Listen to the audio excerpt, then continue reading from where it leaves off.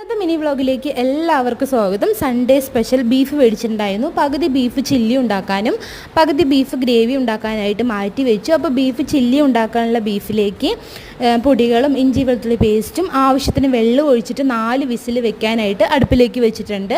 അതിനുശേഷം പിന്നെ ചോറ്റിന് വെള്ളം വെച്ചിട്ടുണ്ടായിരുന്നു. അപ്പോൾ അതിൽ അരിയൊക്കെ ഇട്ടതിന് ശേഷം ബാക്കിയുള്ള ബീഫ് നമ്മുടെ ഇഷ്ടാനുസരണം ചെറിയ കഷ്ണങ്ങളാക്കി കഴുകി വൃത്തിയാക്കിയതിന് ശേഷം ഗ്രേവി റെഡിയാക്കി കൂട്ടി വെച്ചിട്ട് കുക്കറിൽ 2 വിസിൽ വരാനായിട്ട് അടുപ്പത്തേക്ക് വെച്ചിട്ടുണ്ട്. അപ്പോൾ ആ നേരം കൊണ്ട് നമ്മുടെ ചില്ലിക്കുള്ള ബീഫ് റെഡിയായി വന്നു. അപ്പോൾ നമ്മുടെ ഇഷ്ടാനുസരണം ബീഫ് കട്ട് ചെയ്തെടുക്കാം.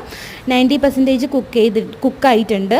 അപ്പോൾ ബാക്കി 10% നമ്മൾ എണ്ണയിലിട്ടിട്ട് കുക്ക് ചെയ്തെടുക്കണം. അപ്പോൾ ബീഫ് ചില്ലിക്കുള്ള മസാലയൊക്കെ പുരട്ടി റെസ്റ്റ് ചെയ്യാനായിട്ട് മാറ്റി വെച്ചു. ആ നേരം കൊണ്ട് നമ്മുടെ ബീഫ് ഗ്രേവിയും റെഡിയായി വന്നിട്ടുണ്ട്, ചോറും റെഡിയായി വന്നിട്ടുണ്ട്. എന്നിട്ടാണ് ബീഫ് ചില്ലി ഉണ്ടാക്കിയെടുത്തത്. ചൂടായ എണ്ണയിലേക്ക് ഇട്ട് കൊടുത്തിട്ട് ഒരു 2 മിനിറ്റ് കഴിഞ്ഞാൽ കോരി എടുക്കുക. നല്ല അടിപൊളി ബീഫ് ചില്ലി റെഡിയാണ്. നാളെ കാണാം. Bye bye.